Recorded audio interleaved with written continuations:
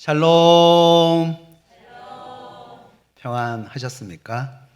칸트는 이런 말을 했습니다. 다음 세 가지는 그가 어떤 사람인지 알려준다. 그의 눈, 친구, 그리고 그가 가장 좋아하는 명언이다. 내가 보는 관점, 내가 만나는 사람, 내가 영향을 받는 말들이 내가 어떤 사람인지 알려준다는 거죠. 나는 수많은 사람들에게 영향을 주고 또 영향을 받으면서 우리는 살아갑니다. 마찬가지로 신앙생활을 할 때에도 누군가에게 도움을 주거나 도움을 받는 그런 상호작용이 있어야지만 그 신앙이 성장할 수가 있는 거예요. 바울은 디모데에게 영적으로 많은 도움을 주는 그런 사람이었는데요. 오늘 읽었던 목회 서신은 바울이 로마 감옥에 2차로 투옥되었을 때에 자기 자신의 순교를 직감하고 목회에 대해서 어려움을 겪고 있는 디모데에게 쓴 편지라고 할 수가 있습니다. 당시 디모데가 목회하는 그 에베소 교회에는요, 이단이 침투해서 교회 안에 있는 그 질서가 무너지고 있는 그런 상황이었는데요. 그러니까 젊고 신중하지만은 소심한 디모데가 신앙생활하는 데 있어서 견디기 정말로 힘든 상황이었다는 거죠. 이때에 바울이 디모데에게 신앙적인 도움을 주는데요. 우리들도 큰 어려움 속에서 신앙생활을 할 때가 있습니다. 혼자는 너무나 힘들다. 그래서 내 신앙에 대해서 도움을 줄 수 있는 사람이 필요하다라는 생각이 들 때가 참 많습니다. 이때에 예수의 마음으로 나를 도와주는 사람이 있다면 얼마나 좋을까요?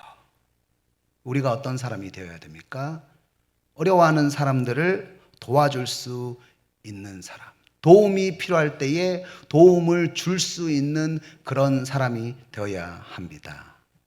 여러분, 오늘 본문에 바울은 디모데가 도움이 필요할 때에 어떻게 도와주었을까요? 첫 번째로 바울은 디모데에게 생각나게 했습니다. 오늘 본문 3절에서 6절까지 계속 각 절마다 반복되는 단어가 있습니다. 3절과 또 4절에서 생각하여, 5절에서 생각함이라, 6절에서 생각하게 하노니, 이렇게 계속 각 절마다 생각이라는 단어가 반복되고 있습니다. 인생을 살아가다 보면은 나에게 안 좋은 것만 계속 생각나게 하는 그런 사람이 있습니다.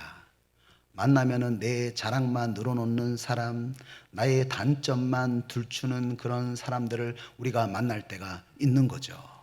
로마서 8장 6절을 보면은 육신의 생각은 사망이요 영의 생각은 생명과 평안이다 라고 말씀을 했는데요. 내가 듣는 그 정보 중에는 내 생각을 사망에 이르게 하는 그런 세상적인 정보도 있고 내 생각을 생명과 평안으로 인도하는 그런 정보도 있다는 거죠. 어떤 사람을 만나면은 생각이 사망에 이르게 되는데 어떤 사람을 만나게 되면은 생각이 평안해지는 그런 사람이 있습니다.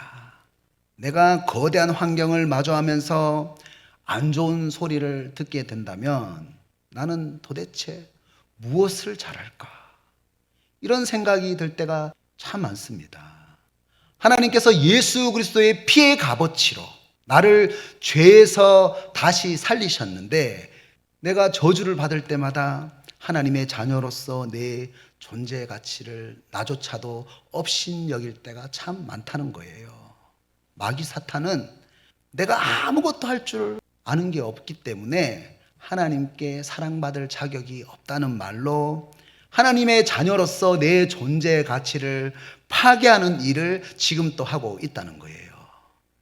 그런데 이렇게 내가 생각 가운데에 고통을 받고 있을 때에 만약 누군가가 영적으로 도움을 줄 수가 있다면 정말로 쉽게 그 생각을 생명과 평안으로 바꿀 수가 있다는 거죠. 오늘 본문에서 바울은 그런 사람인데요. 디모데에게 바울이 어떤 생각을 심어줍니까? 오늘 본문 3절을 보면은 바울은 밤낮 쉬지 않고 기도할 정도로 디모데를 생각한다. 이렇게 말합니다. 내가 어려움을 당할 때에 내 주위에 아무도 없다. 아무도 없다. 너무 외롭다. 이런 생각이 들 때가 참 많지요. 그때 예수님께서 나를 위해서 보좌 우편에서 밤낮 쉬지 않고 기도하고 계신다는 사실을 우리가 잊어버릴 때가 많습니다. 바울이 디모데를 위해서 밤낮 쉬지 않고 예수님처럼 밤낮 쉬지 않고 중보기도 하고 있다는 그 말을 들을 때에 그 디모데의 마음이 어떨까요? 어려움 가운데 나 혼자밖에 없구나. 이런 생각이 들었는데 내가 혼자가 아니구나. 주님이 나와 함께 계시는구나. 주님이 나를 위해서 기도하고 계시는구나. 이것에 대해서 생각하게 되었을 겁니다. 그래서 나는 어떤 사람이 되어야 합니까? 내가 당신에게 영적인 관심을 가지고 기도하고 있습니다. 당신이 혼자가 아닙니다. 이것을 생각나게 하는 사람이 되어야 한다는 것입니다. 그리고 바울은 3절에서 6절까지 어려움 가운데에 자기의 은사를 잊어버린 디모데에게 어떤 은사가 있는지 생각나게 하는데요. 여러분, 디모데가 어떤 은사를 가지고 있습니까? 3절을 보세요. 너를 생각하여 청결한 양심으로. 바울이 생각하기에 디모데의 그 양심이 청결하다는 거예요. 그 양심이 깨끗하다는 겁니다. 우리가 이런 말을 하잖아요. 그 사람 보면은 그 사람 정말로 양심이 깨끗해. 자기를 과시하거나 자기에 대해서 부풀려서 이야기하거나 없던 일을 자기가 했다고 거짓말을 하는 사람들이 얼마나 많습니까? 그런데 바울이 디모데를 경험해 보니까 항상 디모데는 앞뒤가 똑같은 거예요. 항상 사람이 한결같은 거예요. 거짓이 없는 겁니다. 그래서 바울이 이 디모데를 보면서 참 신실하다. 참 청결한 양심을 가지고 있다. 이렇게 생각을 하고 있었는데요. 이 디모데의 거짓 없는 믿음이 어디에서 영향을 받았는가 가만히 살펴보니까 이 디모데가 그 믿음을 어디에서 영향을 받았습니까? 5절을 한번 보세요. 이는 내 속에 거짓이 없는 믿음이 있음을 생각함이라. 이 믿음은 먼저 내 외조모 로이스와 내 어머니 유니게 속에 있더니 내 속에도 있는 줄을 확신하노라. 바울이 가만히 디모데를 살펴보니까 이 믿음의 유산이 누구로부터 왔냐면 외할머니 로이스와 어머니 유니게에서부터 그 믿음의 유산을 영향을 받았다는 거예요. 지금 바울이 왜 이런 이야기를 디모데에게 하고 있습니까? 5절 처음을 한번 보면은 내 속에 거짓이 없는 믿음이 있음을 생각함이라. 5절 마지막에서도 뭐라고 말씀합니까? 내 속에도 있는 줄을 확신하노라.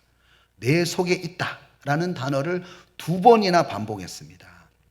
그러니까 바울은 디모데 속에 외할머니와 그 어머니에게서 받은 그 청결한 양심과 거짓 없는 그 믿음이 있다는 것을 확신하기 때문에 믿음의 선진들이 오직 거짓 없는 믿음과 진실한 마음으로 모든 어려움을 이겨내고 승리했듯이 디모데도 그 어려움을 이길 수 있다.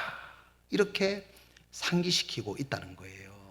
디모데 안에 있는 그 좋은 믿음의 유산을 생각하면서 너희 할머니와 어머님이 이겨낸 것처럼 너도 이겨낼 수 있다 라고 하면서 디모데 안에 있는 그 좋은 믿음의 유산을 생각나게 하고 있다는 것입니다. 또 바울은 디모데의 어떤 은사를 생각나게 합니까? 4절을 한번 보세요. 내 눈물을 생각하여 너 보기를 원함은 내 기쁨이 가득하게 하려 함이니. 여기서 눈물은 바울의 눈물이 아니라 디모데의 눈물이에요. 그러니까 4절 말씀을 쉽게 말씀을 드리면은 디모데가 그런 장점을 가지고 있는 거예요. 그런 은사를 가지고 있는 거예요.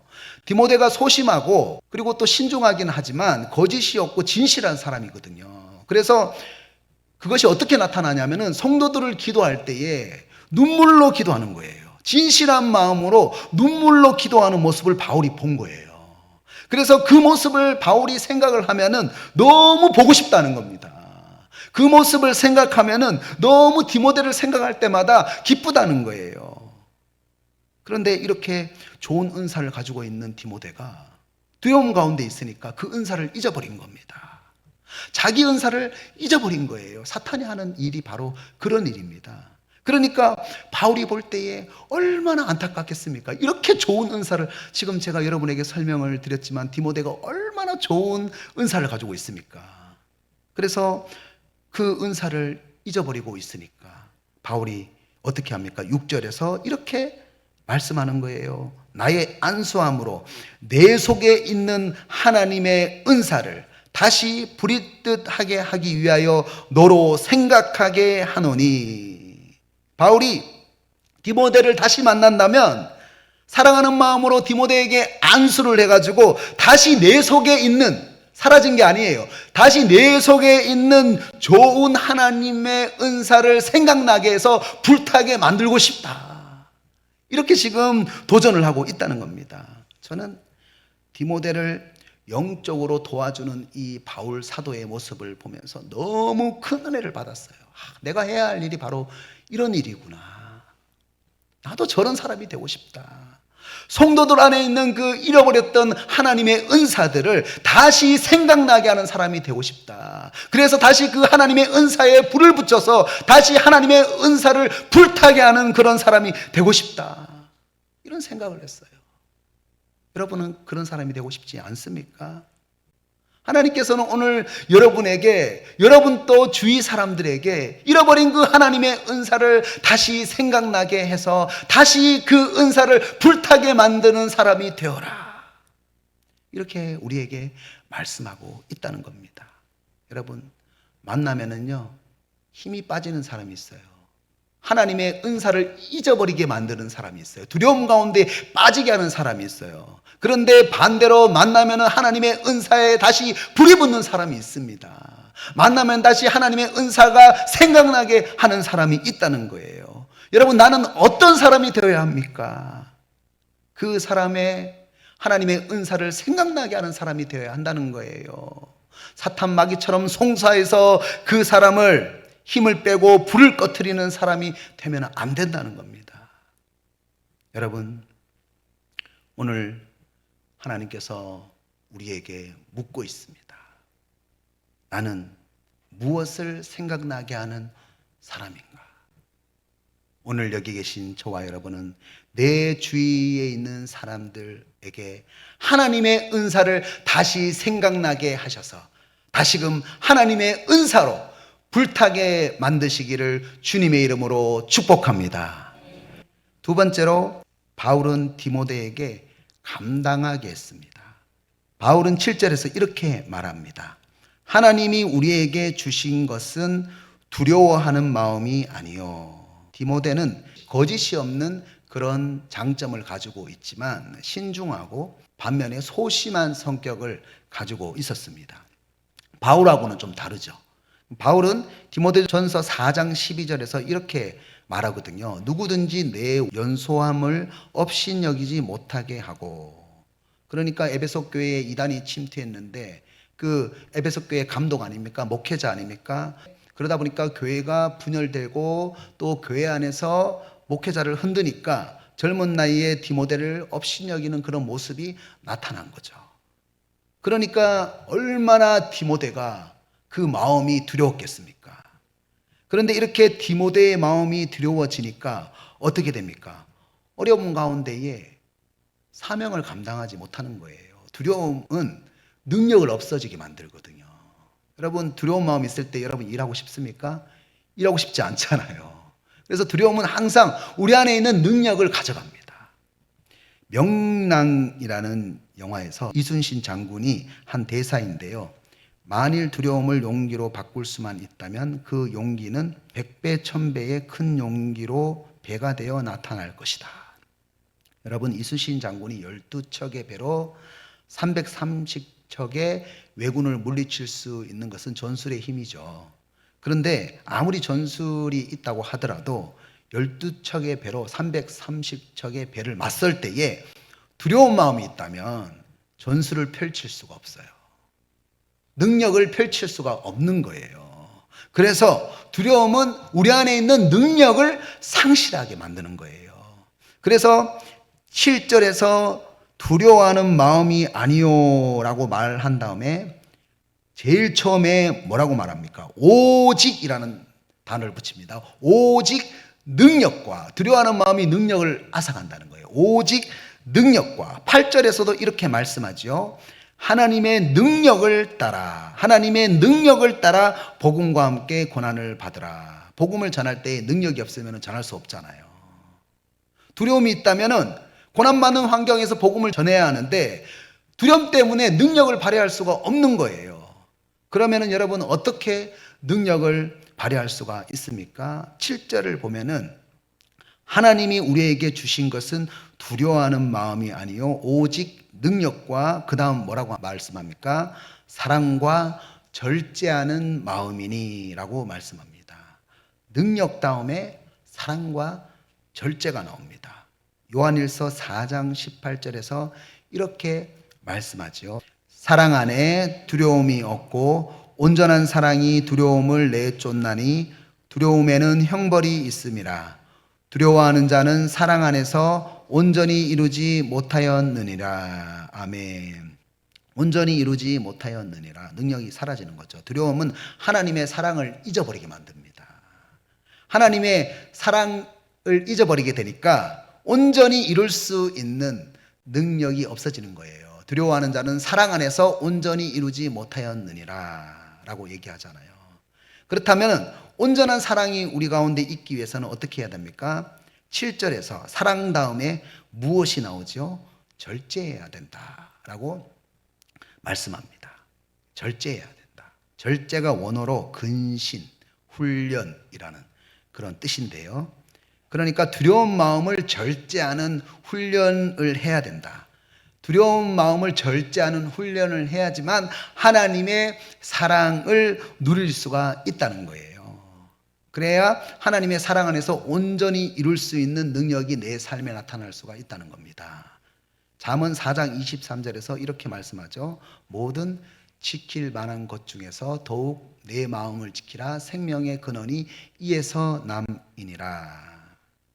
그런데 여러분 어떻게 두려워하는 마음을 절제하고 하나님을 사랑하는 마음으로 바꾸는 그 훈련을 할 수가 있습니까? 내 스스로 두려운 마음이 절제가 안 되잖아요, 여러분. 그런 생각해 본 적 없습니까? 어떻게 그런 훈련을 합니까? 이런 생각을 해본 적 없습니까? 오늘 이 절제라는 단어에 해답이 나와 있어요. 절제라는 단어가 원어로 소프로니무스라고 하는데요. 소조와 프렌의 합성어입니다. 근데 소조는 유지하다, 보존한다 라는 뜻이고요. 프렌은 판단, 분별이라는 뜻입니다. 생각이라는 뜻입니다. 여러분 어떻게 두려운 마음을 절제할 수가 있습니까?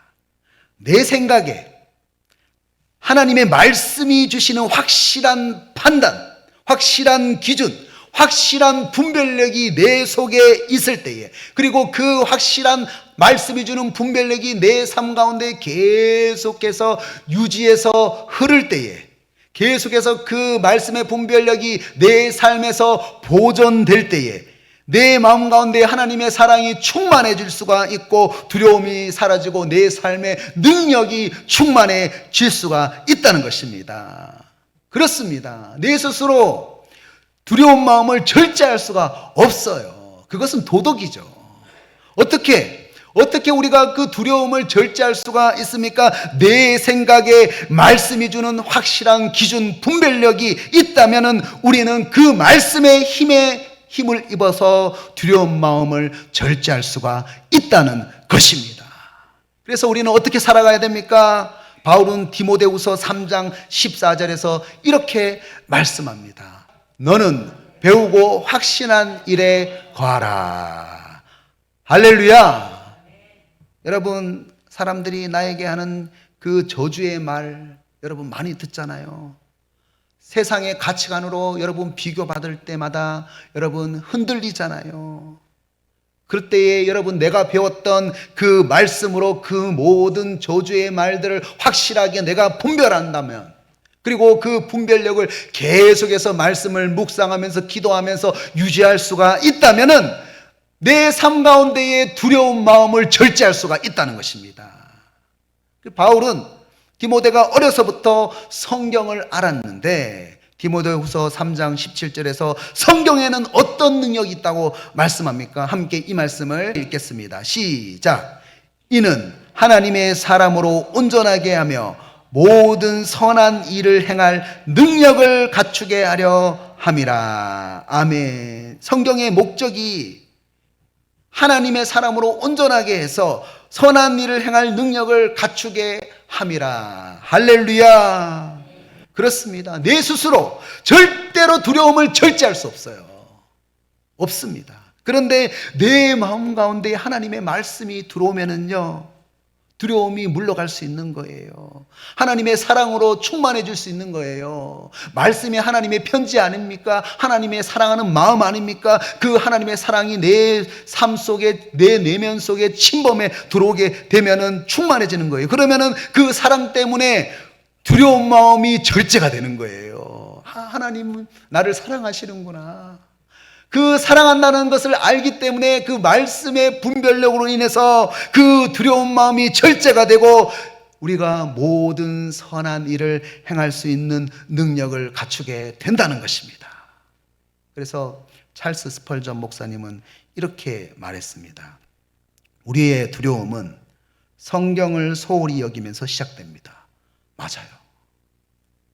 우리가 말씀 생활, 기도 생활을 소홀히 여기면 우리의 삶에 두려움이 시작되는 거예요.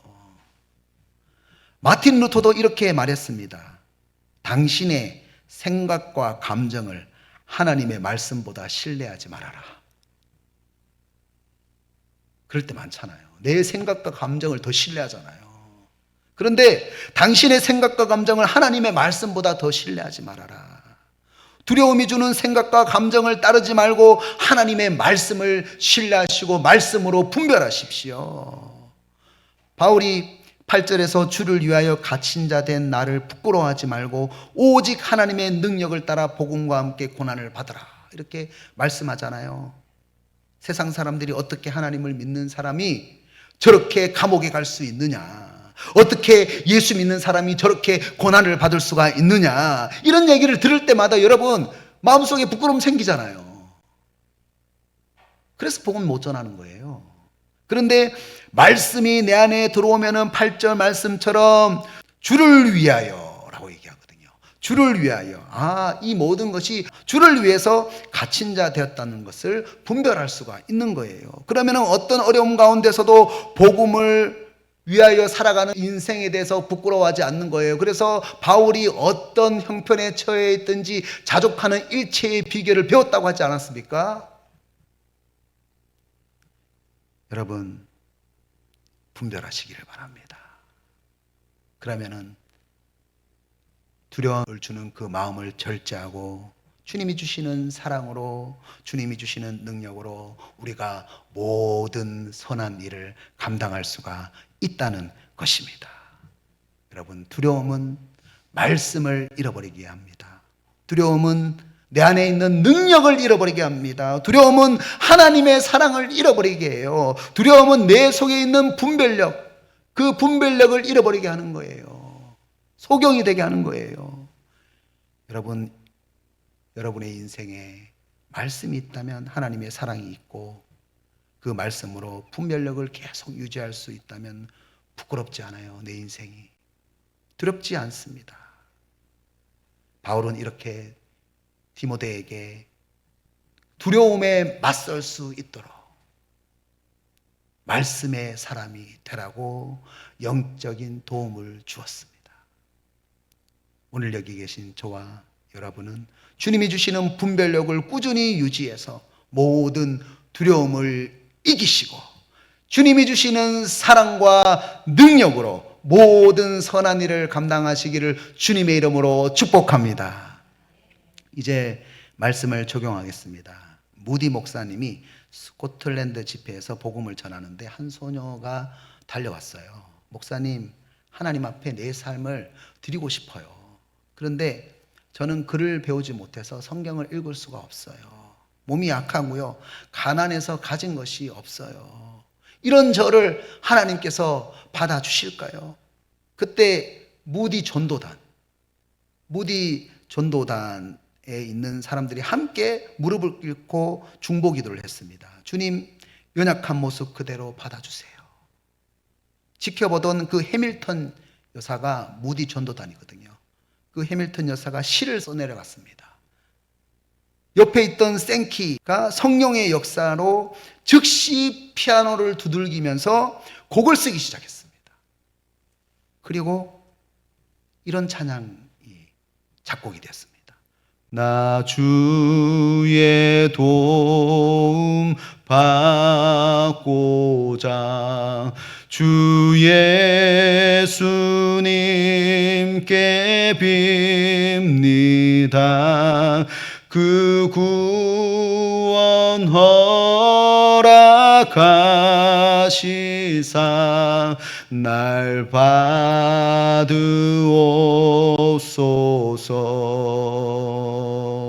내 모습 이대로 주 받으옵소서.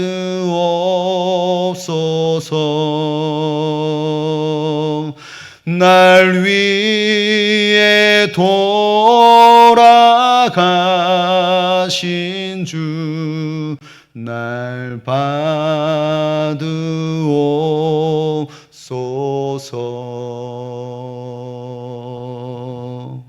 찬송가 214장이 이렇게 작곡이 되었습니다.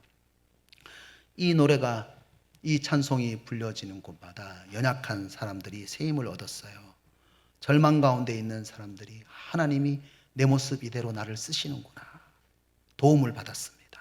여러분, 이 세상에 도움이 필요한 사람이 너무나 많습니다. 나는 어떤 사람이 되어야 합니까?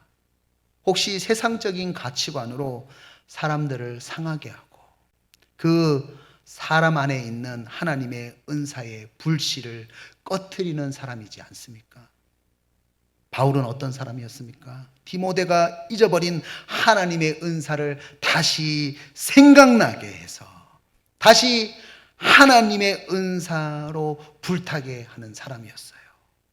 또 바울은 어떤 사람이었습니까? 두려움 가운데 마음을 절제하지 못하고 있는 그 디모데에게 말씀으로 분별해서 마음을 절제하고 하나님의 사랑 안에 거하면 능력이 있을 수가 있다고 용기를 주면서 복음이 주신 그 인생을 부끄러워하지 않고 선한 일을 감당하게 만드는 도전을 주는 그런 사람이었다는 겁니다. 하나님이 오늘 여러분에게 묻고 계십니다. 생각나게 하는 사람이 되어라. 감당하게 하는 사람이 되어라. 오늘 여기 계신 저와 여러분은 주위에 있는 사람들에게 도움이 필요할 때에 하나님을 생각나게 하고 선한 일을 감당하게 하는 그런 사람이 되셔서 주님의 도우심을 보여주는 그런 사람이 되시기를 주님의 이름으로 축복합니다.